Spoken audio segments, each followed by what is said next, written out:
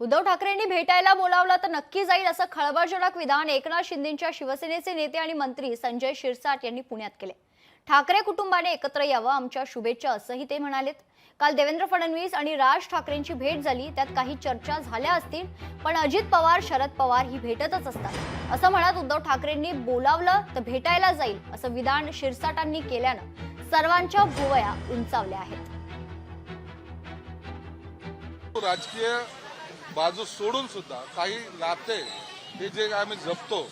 राज साहेबांच्या घरी मी सुद्धा गेलो होतो। मला जर आज उद्या जर उद्धव साहेबांनी बोलतो मी त्यांनाही भेटायला जाऊ शकतो। हे राजकारणाच्या व्यतिरिक्त असलेला हा भाग आहे।